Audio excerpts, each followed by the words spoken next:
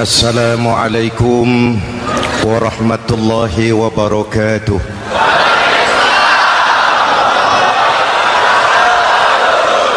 Alhamdulillahillazi ja'ala Ramadhana syahra siyami lil mu'minin. Wassalatu wassalamu ala asyrafil mursalin Sayyidina Muhammadin wa ala alihi wa sahbihi ajma'in, amma ba'du. Para ulama yang saya muliakan, para pejabat baik sipil maupun militer yang saya hormati, alhamdulillah malam ini atas izin Allah, mudah-mudahan yang kita laksanakan ini merupakan bagian dari amal ibadah kita di bulan suci Ramadan ini. Hadirin, reformasi terbesar adalah reformasi yang dilakukan oleh baginda Nabi besar Muhammad sallallahu alaihi wasallam. 23 tahun merombak satu bangsa biadab menjadi bangsa beradab, merombak umat yang terpecah belah menjadi umat yang bersatu, merombak masyarakat yang tenggelam dalam kemusyrikan menjadi umat yang bertauhid. Reformasi besar apa yang dilaksanakan oleh Rasul dan apa hubungannya dengan kita sekarang? Ini yang ingin saya sampaikan malam ini. Pertama, beliau melaksanakan reformasi akidah, membebaskan manusia dari kemusyrikan, menyelamatkan manusia dari ketergantungan kepada benda. 13 tahun beliau berjuang di kota Makkah hanya untuk menanamkan la ilaha illallah Muhammadur Rasulullah. Dari sana segalanya dimulai, meletakkan fondasi. Saya yakin tidak ada Tuhan selain Allah dengan seluruh konsekuensinya. Kalau saya yakin tidak ada Tuhan selain Allah, maka saya tidak akan menyembah kecuali hanya kepada Allah. Orang yang benar fondasinya, benar sujudnya. Jelas? Kalau saya yakin tidak ada Tuhan selain Allah, saya tidak akan minta rizki kecuali hanya kepada Allah. Orang yang benar fondasinya, jauh dari korupsi, jauh dari judi.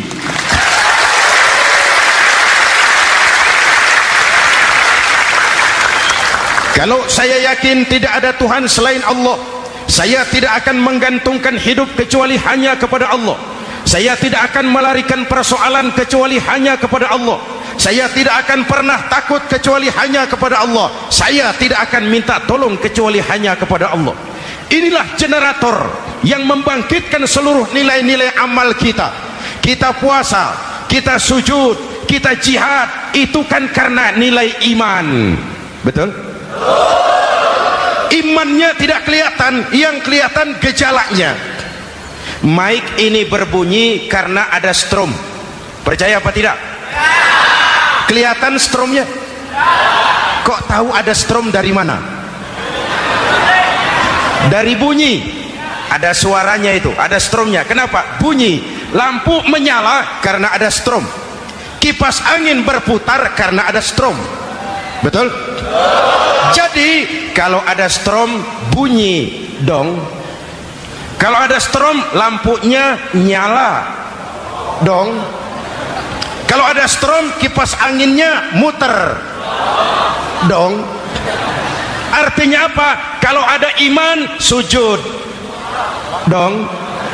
Kalau ada iman jihad. Udah dangdong.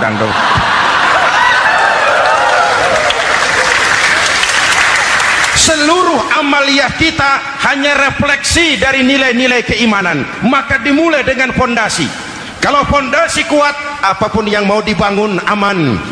Kalau fondasi rapuh, apa yang mau dibangun di atas fondasi yang rapuh? Karena itu, dengan tabligh akbar ini pesan pertama saya, mari jaga nilai-nilai iman kita. Kita masih bergelut dengan zaman susah. Judi kembali merebak.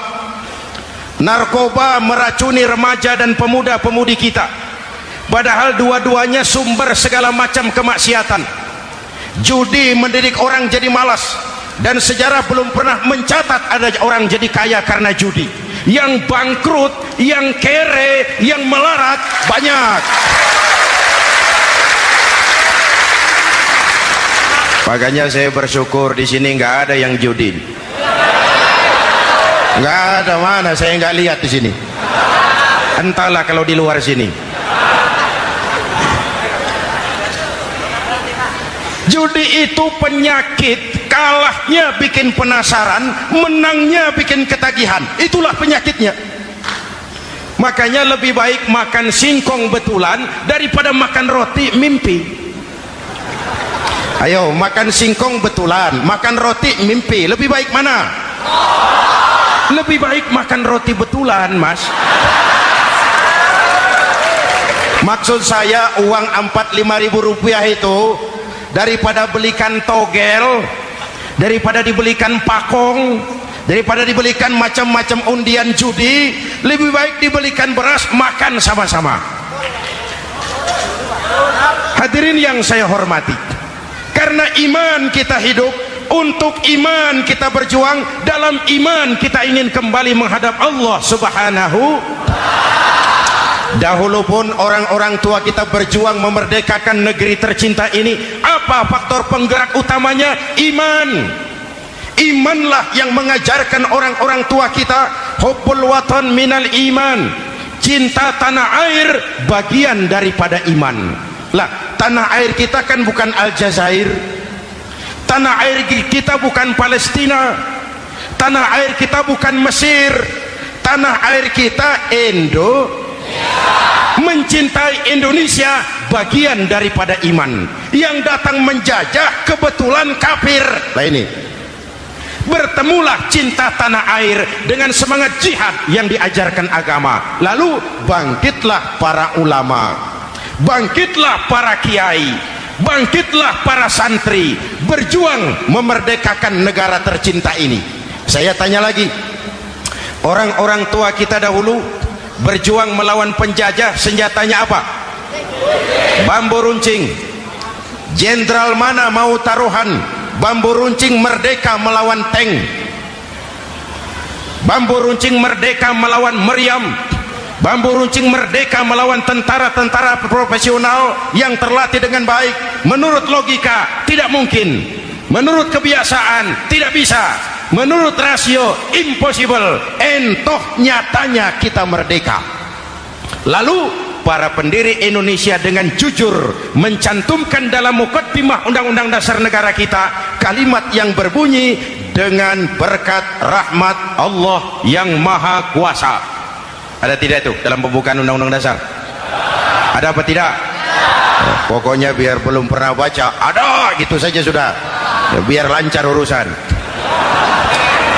Saya yakin kalimat ini bukan lipstick, not decoration only. Kalimat ini pengakuan moral, pengakuan batin yang sangat jujur dari para pendiri Indonesia bahwa Allah campur tangan dalam proses kemerdekaan. Kalau tidak, nggak ada ceritanya bambu runcing merdeka melawan tank. Kalau dulu iman untuk merebut kemerdekaan, sekarang iman untuk mengisi kemerdekaan. Betul? Betul? Karena itu jaga nilai-nilai iman, jangan tidur. Kita sudah berhasil melaksanakan pemilu, sidang umum MPR sudah digelar, pemerintahan baru sudah terbentuk. Itu kita pilih bersama, kita dukung bersama. Mendukung itu tidak harus selalu iya. Kulo nuwun semohon dawuh kumaha juragan wae, oke bos. Mendukung tidak harus selalu iya. Mendukung juga memberikan saran, kritik, perbaikan. Kenapa? Di mana-mana di dunia ini kekuasaan cenderung mau menang sendiri. Kekuasaan cenderung untuk korup. Karena itu kalau kita cinta kepada pemerintah, kita harus mengawasi jalannya pemerintahan kita ini. Pengalaman ketika Orde Baru berdiri, kita percaya, kita serahkan penuh, lalu kita tidur. akhirnya kita jadi susah sendiri. Betul? Umat Islam tidak boleh jatuh dua kali di tempat yang sama. Hari ini lewat sini jatuh wajar, belum tahu barangkali. Besok lewat sini lagi jatuh lagi, goblok tenan gitu. Masa jatuh dua kali di tempat yang sama itu bagaimana? Hadirin yang saya hormati, nilai-nilai iman, intan paling mahal, mutiara paling berharga, tidak lain nilai iman. Imanlah yang menyebabkan kita gembira menyambut datangnya Ramadan, menyingsingkan lengan baju, menghamparkan sajadah, melakukan pendekatan yang intens kepada Allah. Kenapa? Kita mengerti nilai Ramadan. Tempo hari saya berikan contoh. Di tangan kanan saudara ada berlian, harganya 50 juta. Di tangan kiri saudara ada rumput seikat. Berlian dan rumput ini taruh di depan kambing. Kira-kira mana yang diambil kambing? Rumput, dasar kambing. Kambing tidak ngerti nilai berlian. Padahal kalau kambing sedikit mau pakai otak. Kalau berlian yang saya ambil, kata kambing, lalu saya bawa ke pasar, kemudian saya jual, harganya 30 juta, lalu dibelikan rumput, dapat rumput sekabupaten. Tapi kambing tidak ngerti nilai berlian. Yang kambing tahu cuma rumput. Kenapa? Hidup kambing cuma melayani perut. Maka kata Imam Ali karramallahu wajhah, orang yang hidupnya hanya untuk melayani perut,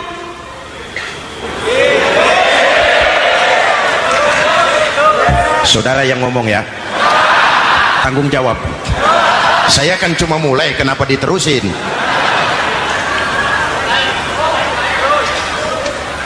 Hadirin yang saya hormati, jaga iman baik-baik, wariskan kepada anak-anak kita. Mereka harapan kita semua.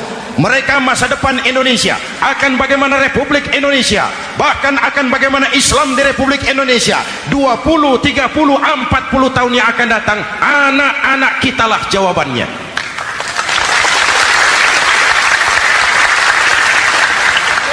Mereka mau jadi apa? Persilahkan, asal iman merupakan landasan hidupnya. Anak-anak kita boleh jadi jenderal, asal jenderal beriman. Boleh jadi pejabat, pejabat beriman. Jadi pengusaha, pengusaha beriman. Kalau iman landasannya aman. Jadi pengusaha, pengusaha beriman, insya Allah timbangannya tidak curang, ekonomi lancar, masyarakat tenang. Jadi petani, petani beriman, insya Allah tidak menggarap tanah yang bukan miliknya.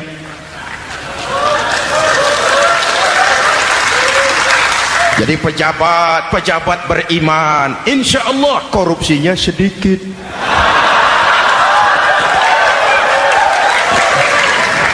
Jadi jenderal, jenderal beriman, insya Allah berjuangnya bersama ulama, bukan nangkepi ulama.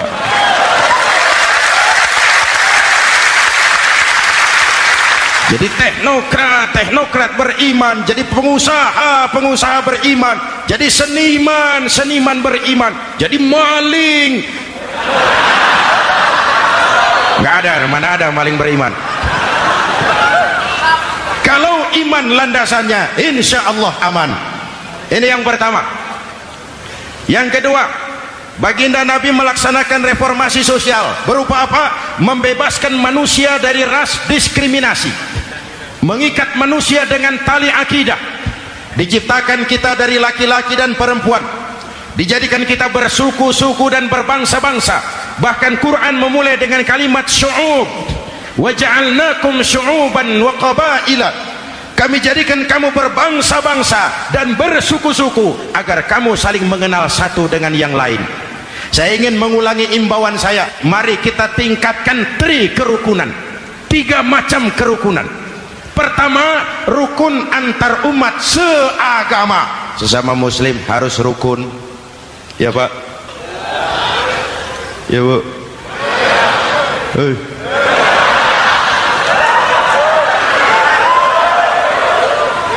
Malam ini saya tidak merasa sebagai tamu di sini. Saya hanya keluarga di tengah-tengah keluarganya.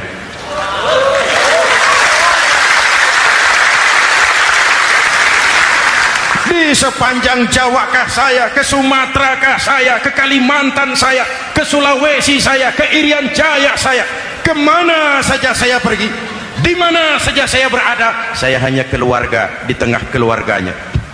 Sebagai muslim kita terikat akidah, sebagai bangsa kita punya komitmen, kita ingin bersatu nusa, satu bangsa, satu. Inilah kita. Hadirin yang saya hormati, rukun antar umat seagama. Hura-hura pemilu sudah lewat, ekses-eksesnya harus kita hilangkan. Boleh jadi kemarin-kemarin karena berbeda kaos sama teman gak teguran. Yang sudah-sudah, yang penting sekarang ke depan. Sudah capek kita rakyat diobok-obok. Sudah datang saatnya kita meluruskan saf, merapatkan barisan, menggalang semangat kebersamaan. Rukun antar umat seagama. Begitulah malam ini saya hadir di tengah keluarga sendiri. Yang mengikat kita apa? Akidah. Di masjid kita ditemukan, dan inilah simbol kehidupan umat. Tadi kita sholat isya dan tarawih di sini, menghadap ke arah yang sama, menyembah Allah Tuhan yang sama, melakukan gerak yang sama, membaca bacaan yang sama, dengan bahasa yang sama. Betul? Tapi kita datang dari segala penjuru. Kita datang dari sebelah lor, sebelah kidul, sebelah wetan, sebelah kulon. Di sini di masjid ini kita menghadap ke arah yang sama. Kita yang hadir di sini boleh jadi ada yang dari Sumatera, Kalimantan, Sulawesi, Irian Jaya, tapi kita adalah Indonesia. Jelas? Jelas? Saya sering kasih contoh, coba kalau sholat pakai bahasa masing-masing, ramai masjid, bingung malaikat. Ini Indonesia ramai karena tiap provinsi sholat pakai bahasa masing-masing. Kalau Riau bicara sendiri, Ambon bicara sendiri, Aceh bicara sendiri, Irian bicara sendiri, ramai masjid. Jelas? Jelas? Yang imam pakai bahasa Indonesia, takbir, Tuhan yang maha besar. Gagah sekali, bingung malaikat. Kembali kita kalau sholat pakai bahasa masing-masing. Betapa ramainya masjid. Itu cermin dari bangsa yang tidak bisa menjaga kesatuan dan persatuan. Uni Soviet almarhum, al-mal'un, itu negara adidaya, negara adikuasa, bersama-sama dengan Amerika menjadi polisi dunia. Tetapi kemudian dihantam oleh glasnost yang kebablasan. Gorbachev terpental, Soviet pecah jadi negara kecil berkeping-keping. Mimpi mengembalikan Soviet seperti dulu. Begitulah kalau kita biarkan benih-benih disintegrasi ini terus berkembang, tidak ada lem perekat, maka kita akan pecah berkeping-keping dan kita akan jadi satu bangsa yang kecil. Oleh karena itu, yang pertama, jaga kerukunan antar umat seagama. Berbeda pendapat boleh, berpecah belah jangan. Berbeda partai oke, tapi berbeda dalam wawasan bernegara jangan. Jujur saja, saya kemarin musim pemilu itu sudah agak pesimis melihat, batin saya menjerit, ya Allah, kenapa umat jadi begini? Kenapa umat harus terkotak-kotak? Terlalu banyak partai-partai Islam waktu itu, 20 lebih.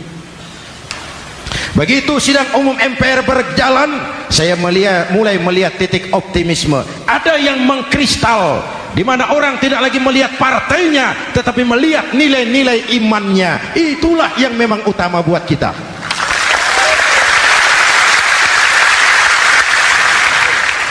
Ini yang pertama, rukun antar umat seagama. Yang kedua, rukun antar umat beragama. Beberapa hari yang lalu ada kejadian yang mengenaskan di Jakarta Timur, Cipayung. Peristiwa penyerbuan Yayasan Dolos. Hadirin yang saya hormati, kita tentu menyesalkan kejadian itu. Kita tidak bisa menyetujui tindakan main hakim sendiri.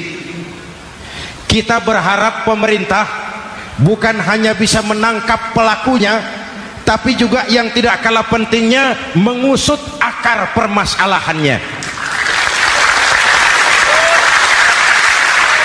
Kenapa itu terjadi?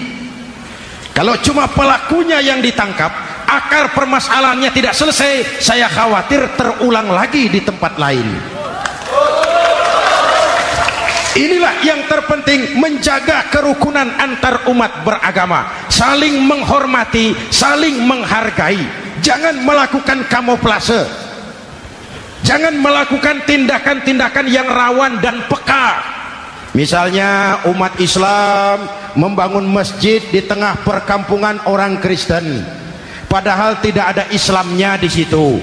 Itu bisa menimbulkan kerawanan. Atau sebaliknya, membangun gereja di tengah perkampungan umat Islam yang tidak ada Kristennya di situ. Atau sebaliknya, mereknya kegiatan sosial, mereknya kegiatan kemanusiaan, tapi isinya penyebaran agama kepada orang yang sudah beragama. Itu pun bisa menimbulkan kerawanan. Jelas? Maka yang besar jangan mau menang sendiri, yang kecil harus tahu diri. Jelas? Mari saling menghormati, mari saling menghargai dalam batas lakum dinukum. Menangkap pelakunya penting, mengusut akar permasalahannya itu pun tidak kurang pentingnya. Hadirin yang saya hormati, Islam agama toleran, baik dari prinsip ajarannya maupun dari sikap umatnya. Islam agama yang rahmatan lil alamin. Kita punya kewajiban untuk membuktikan bahwa Islam bukan merupakan ancaman. Islam adalah alternatif, Islam adalah solusi. Islam bukan ancaman. Yang hadir di sini bukan perusuh, bukan umat biang kerok, ini umat yang cinta damai. Ini umat yang tidak pernah mencari-cari musuh, tapi juga tidak akan pernah lari kalau bertemu musuh. Mari kita jaga kerukunan antar umat beragama. Jangan sampai peristiwa Dolos terulang lagi di tempat-tempat lain. Saling menghargai, saling menghormati. Jangan main hakim sendiri, tapi juga jangan mau menang sendiri. Hadirin yang saya hormati, dengan menjaga kerukunan antar umat beragama, akar keutuhan kita sebagai bangsa semakin terpelihara. Lalu yang ketiga, rukun antar umat beragama dengan pemerintah. Tadi kita sholat di sini ada imam, ada makmum, betul? Kalau makmum siapa saja boleh, Mas. Tidak ada pemilihan makmum. Fikih itu ketat kalau sudah memilih imam. Nih makmum siapa saja. Pak, itu orang pemabuk itu, boleh jadi makmum. Suka mencuri, Pak, boleh jadi makmum. Bacaannya tidak fasih, boleh jadi makmum. Ketinggalan satu rakaat, boleh jadi makmum. Tapi tidak tiap orang boleh jadi imam. Kenapa? Imam mau mimpin orang banyak. Kalau dia bodoh, bagaimana nasib makmumnya?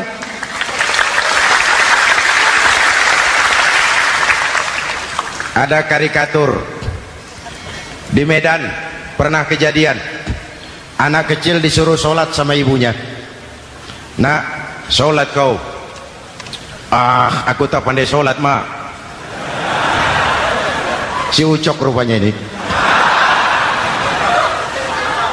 Kata ibunya, sudahlah, kau ikuti saja bapakmu tuh. Apa yang bapak mau kerjakan, kau ikuti sajalah. Jadi lama, kalau ikut saja bisa laku. Berangkatlah anak ini kan, sholat di belakang bapaknya, jadi makmum. Sholat di balai bambu, tidak pakai tikar. Bangun sujud, hidung bapaknya terjepit bambu. Karena sakit dan kaget, refleks bapak ini teriak, aduh. Anak di belakang ingat pesan maknya, ikuti saja bapakmu. Si anak ini malah pakai iramat, aduh.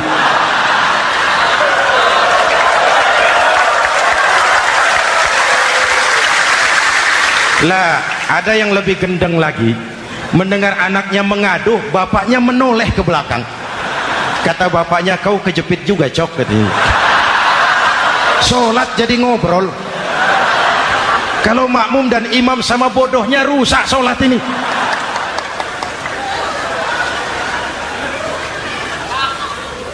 Hadirin yang saya hormati, rukun antar umat beragama dengan pemerintah yang legitimate, yang dihasilkan lewat proses demokrasi, benarnya kita dukung, salahnya kita tegur, kita kritik, kita perbaiki, kita berikan saran-saran yang baik. Sekali lagi, jangan tidur. Sudah lewat masanya. Kemarin-kemarin kita menghadapi satu masa yang penuh krusial. Sudah datang saatnya kita bersama-sama bahu-membahu mengatasi kesulitan besar yang tengah kita hadapi sekarang ini. Dengan 3 kerukunan ini, insya Allah keutuhan kita sebagai bangsa akan lebih terpelihara. Ini reformasi kedua. Dalam konteks kita sekarang, menjaga semangat kebersamaan. Saya sering mempopulerkan di masyarakat kita, umat Islam bangsa Indonesia seperti 5 jari ini. Kalau kompak, apa yang tidak terpegang? Tapi kalau berpecah belah, apa yang mau dipegang? Yang ini namanya ibu jari. Umaro ini, pemerintah. Kerja apa saja kalau sudah diginikan pemerintah, lumayan. Diginikan kiamat, mas. Legalitas. Umaro. Yang ini telunjuk, alat untuk menunjuk. Ini orang yang punya uang, orang kaya, para pengusaha, investor. Kita perlu untuk memulihkan roda perekonomian kita. Di mana-mana kalau orang sugih nunjuk, lancar urusan, Pak. Coba kita yang melarat nunjuk-nunjuk ini, nggak laku. Makanya kata orang, serba salah jadi orang susah, tapi lebih susah jadi orang serba salah. Serba salah jadi orang susah, tapi lebih susah jadi orang serba salah. Telunjuk. Yang ini jari tengah lah ini, di tengah dia, ke kanan tidak, ke kiri tidak. Milik semua golongan ini, netral. Siapa ini? TNI. Siapa ini? Cendekiawan. Siapa ini? Ulama idealnya itu. Milik semua, tidak kemana-mana, tapi ada di mana-mana. Nggak bisa diajak suitan ini. Nggak ada anak-anak main kelereng suitnya begitu, itu nggak ada. Ini jari manis. Remaja, pemuda, masa muda, masa yang paling manis. Semua harapan milik pemuda. Belum pernah saya dengar ada orang pidato, para kakek-kakek harapan bangsa, belum pernah. Mesti kalau sudah harapan umat, pemuda, harapan negara, pemuda, harapan agama, pemuda, harapan bangsa, pemuda, harapan pemudi. Jari manis. Yang ini kelingking, jari paling kecil ini. Ini kaum wanita ini, perempuan kecil tapi mantap.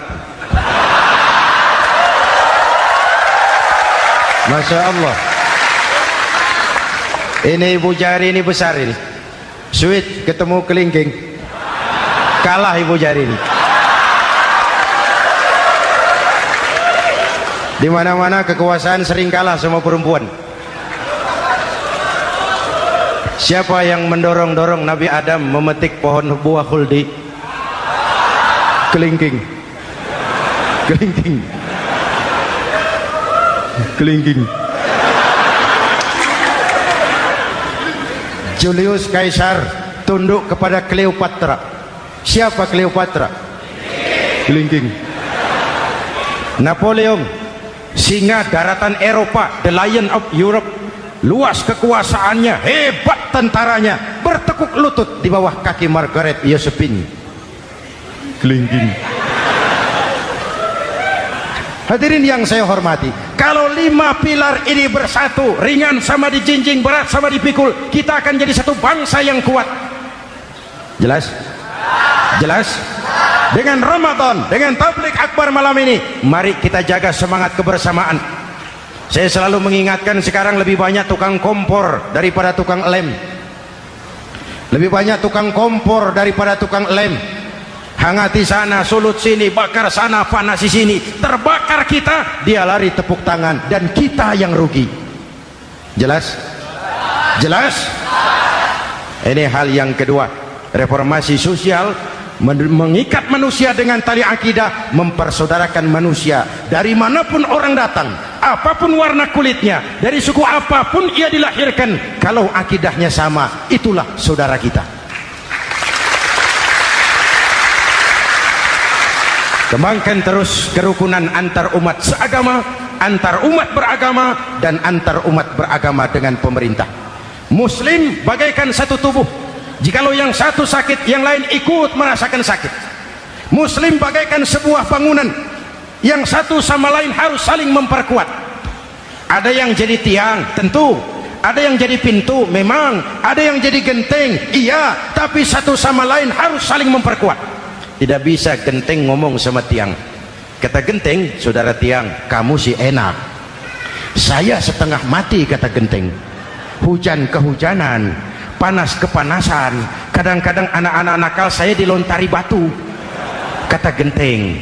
Yang jadi tiang ngomong lagi, kata tiang, saudara genteng, jangan sembarangan kalau ngomong. Kamu kira kamu bisa nongkrong di atas?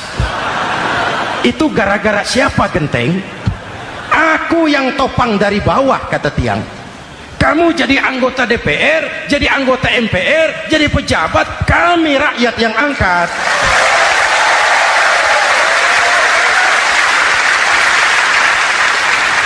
Jangan waktu di bawah rajin ngamalkan ayat kursi, dapat kursi lupa sama ayat.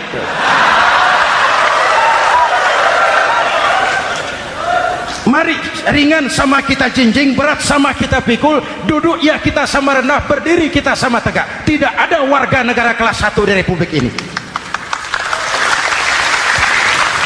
Ini reformasi kedua. Yang ketiga, reformasi menegakkan keadilan, menyelamatkan manusia dari kezaliman. Sebelum Islam datang, sebelum Rasul datang, manusia dibedakan oleh hartanya, manusia dibedakan oleh warna kulitnya, manusia dibedakan oleh keturunannya. Beliau dengan tegas mengajarkan, innallaha la yanzuru ila suwarikum wala ila amwalikum walakin yanzuru ila qulubikum wa a'malikum. Allah tidak melihat potonganmu,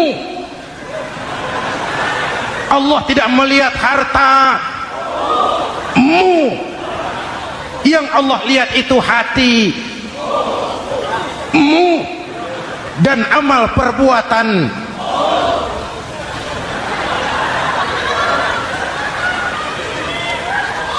Perjuangan menegakkan keadilan, hadirin yang saya hormati, itulah yang menyebabkan reformasi kita menggelinding, menuntut keadilan, baik keadilan di bidang politik, keadilan di bidang ekonomi, keadilan di bidang hukum. Nabi pernah mengingatkan, hakim, kata Nabi, itu ada 3 macam.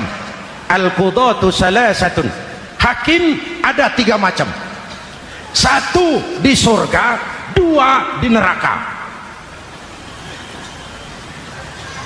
Hadirin yang saya hormati, siapa yang hakim ke surga itu? Ada hakim yang tahu tentang kebenaran, lalu siap melaksanakan kebenaran itu, menghukum dengan kebenaran apapun resikonya, walaupun dimusuhi atasannya, walaupun bertentangan dengan nuraninya, karena itu orang yang dia sukai, tapi dia tetap melaksanakan hukum. Hakim yang mengerti tentang kebenaran sesuatu lalu melaksanakan hukum dengan kebenaran itu yang akan sampai ke surga. Yang kedua, ada hakim tahu tentang kebenaran tapi tidak mampu melaksanakan hukum dengan kebenaran itu.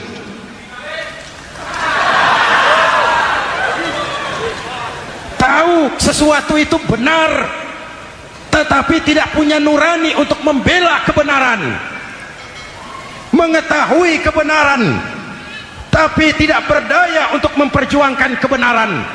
Akhirnya hukum dikebiri, yang salah jadi benar, yang benar jadi salah. Itulah realita yang kita rasakan selama ini. Yang baca Quran dengan suara merdu dapat piala. Yang mengamalkan Quran dengan konsekuen dapat penjara. Yang berteriak-teriak menegakkan keadilan dianggap aneh. Yang korupsi habis-habisan hidup terhormat.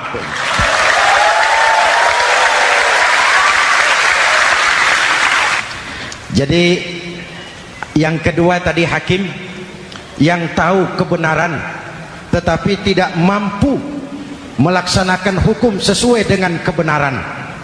Diperkosanya kebenaran, ditekannya hati nuraninya, sehingga ini yang mengakibatkan terlukanya perasaan keadilan.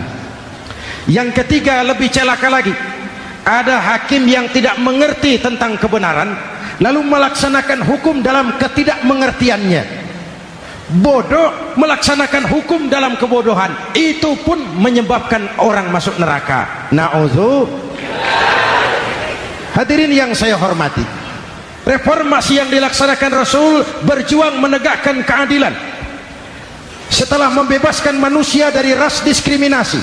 An-nas kulluhum li Adam wa Adam min turab, la fadla li arabiyyin ala ajamiyyin illa bittaqwa. Seluruh manusia berasal dari Adam.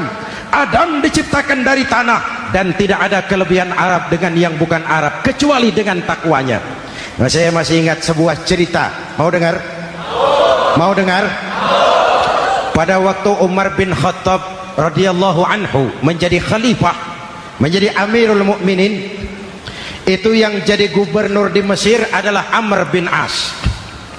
Satu saat Amr bin As ingin mendirikan masjid, tapi tanah lokasi masjid itu milik orang Yahudi, ada gubuk di situ. Dipanggil Yahudi ini oleh Amr bin As. Saudara Yahudi, iya. Itu rumahmu ya? Iya. Sudah tahu belum? Belum. Ya memang saya belum kasih tahu. Begini, kamu bangun sembarangan saja, rumahmu kena jalur hijau itu. Lalu saya mau bangun masjid di situ. Ya tapi ada rumah saya, Pak. Sudahlah, rumahmu saya bayar, saya beli. Enggak mau, Pak. Rumah saya cuma itu-itunya. Saya bayar 2 kali lipat. Enggak mau, Pak. Enggak mau. Sudahlah, saya ganti rugi. Ya enggak mau, Pak. Namanya juga ganti rugi, Pak. Biar digantikan tetap rugi. Mangkel Amr bin As ini wong cilik kok bertingkah amat. Si amat aja enggak bertingkah. Panggil kamtib. Hei, gusur. Ditarik rumah Yahudi ini, ambrol, menitiskan air mata si Yahudi di sudut kehidupan. Begini wong cilik ini sudah jatuh tertimpa tangga, rumah cuma sak gubuk-gubuknya diderek oleh petugas. Pikir-pikir Amr bin As kan cuma gubernur, di atasnya kan masih ada khalifah Umar bin Khattab. Saya mau lapor ke pusat. Berangkat Yahudi ini dari Mesir menuju Madinah, berhari-hari berjalan, sambil jalan sambil berpikir, ini nanti kalau saya laporan kepada khalifah, apa pengaduan saya diterima? Wong saya rakyat kecil, lagian Yahudi, sementara yang menggusur saya ini gubernurnya sendiri. Terus dia berjalan sampai di kota Madinah. Lewat tengah hari dia mulai cari-cari. Ada orang, ketemu orang sedang tidur di bawah pohon kurma. Selamat siang, Pak. Siang. Saya mau numpang tanya, Pak. Tanya apa? Bapak tahu Khalifah Umar bin Khattab? Tahu. Istananya di mana, Pak? Istananya di atas lumpur. Di atas lumpur? Iya. Pakaian kebesarannya apa, Pak? Sutra? Bukan. Pakaian kebesarannya malu dan takwa. Pengawalnya banyak, Pak? Banyak. Berapa peleton? Pengawalnya yatim, orang jompo, kelompok mustad'afin, orang-orang lemah, janda-janda tua.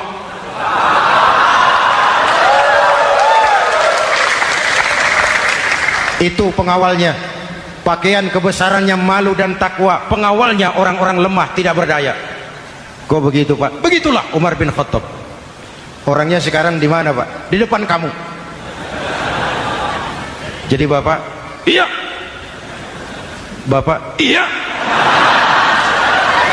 Saya Umar. Ada apa mas? Oh, yang datang dari Semarang waktu itu.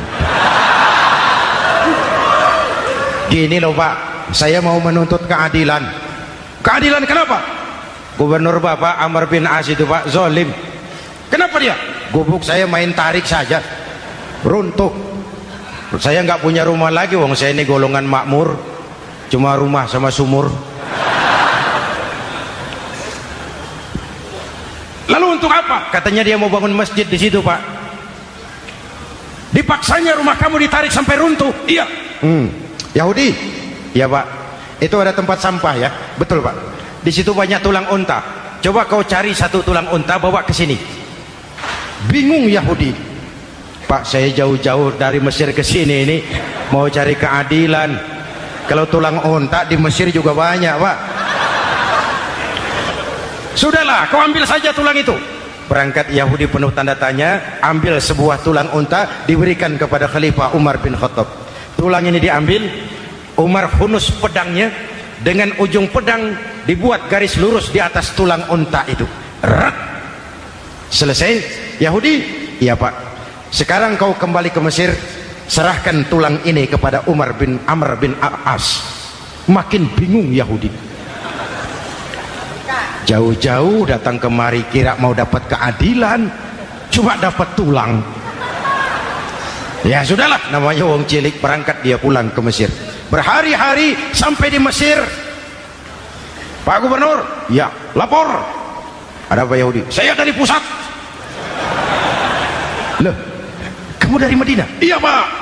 Ngapain sih kamu ke sana-sana? Nuntut keadilan. Kamu bertemu Khalifah? Ketemu Pak. Terus? Tulang.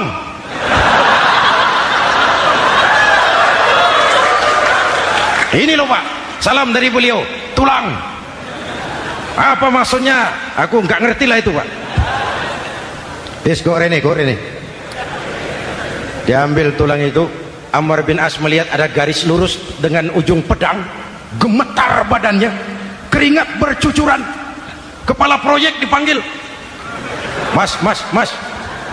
Ini proyek masjid batal. Gubuk Yahudi dirikan lagi. Loh Pak, kata kepala proyek, saya kan sudah menang tender Pak.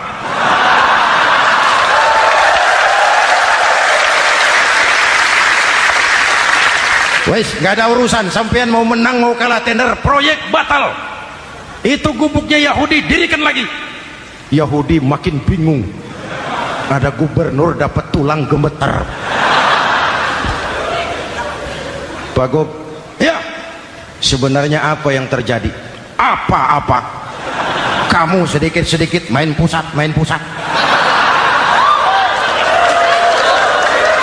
Bu, yang ngomong dulu toh. Ya kan awalnya saya sudah ngomong Pak, tapi gubuk saya tetap ditarik. Percuma ya saya ke pusat Pak. Saya dapat teguran keras dari Khalifah. Tahu kau apa artinya ini? Seolah beliau berkata, hei Amr bin As, jangan mentang-mentang sedang berkuasa kau bertindak seenakmu. Berlaku lurus dan adillah kamu seperti lurusnya garis di atas tulang ini.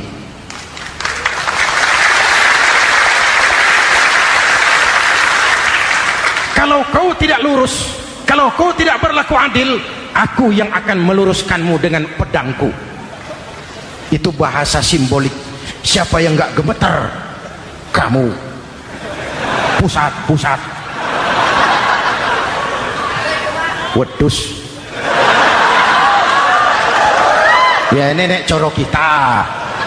Oh Pak, kalau begitu Islam adil ya Pak? Adil. Jadi saya menang Pak. Menang kamu. Padahal saya Yahudi.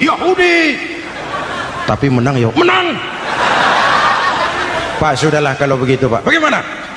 Itu gubuk saya ambil saja Pak. Tanah-tanahnya sak gubuk-gubuknya Bapak ambil. Silahkan kalau mau dibangun masjid. Tidak cuma sekedar itu Pak. Mulai hari ini Bapak dengarkan. Asyhadu an la ilaha illallah wa asyhadu anna Muhammadar Rasulullah.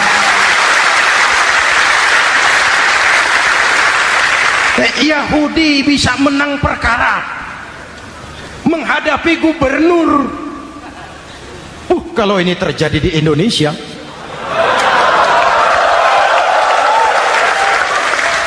Amin.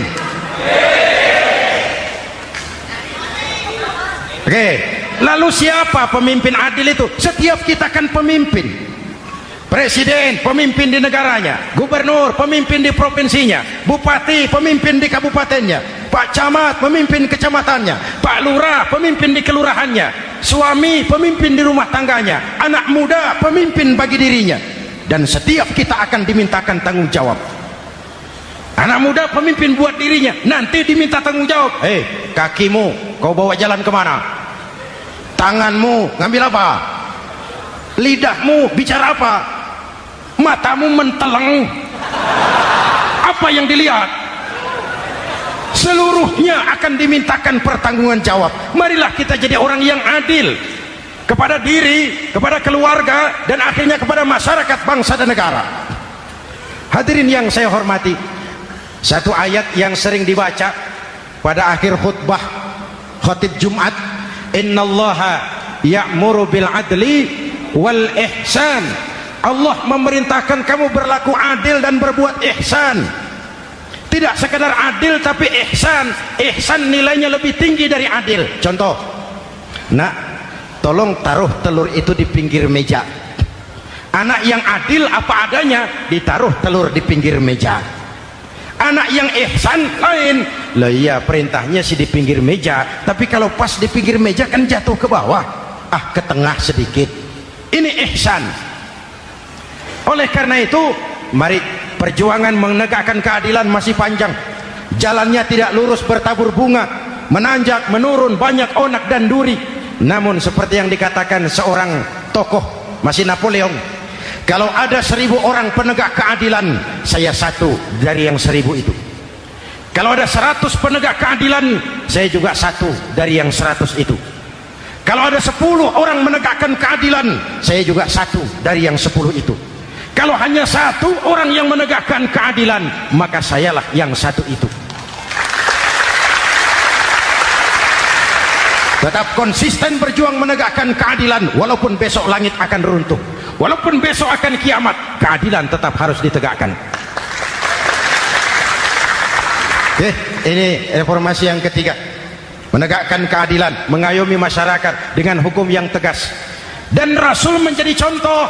Ini yang hebat. Misalnya beliau berkata, wallazi nafsi biyadih, law anna Fatimah binti Muhammadin saraqat laqata'a Muhammadun yadaha. Demi Allah, andai kata Fatimah putri Muhammad mencuri, jangan orang lain, Muhammad sendiri yang akan memotong tangannya. Hukum berwibawa, masyarakat terlindungi. Kenapa? Nabi jadi contoh. Jelas? Beliau mengajarkan orang beramal. Kepada putrinya beliau mengatakan apa? I'mali ya Fatimah, i'mali fa inni la ughni anki minallahi syai'a. Fatimah, beramal kau. Fatimah, beramal kau. Fatimah, solat kau. Fatimah, puasa kau. Fatimah, zakat kau.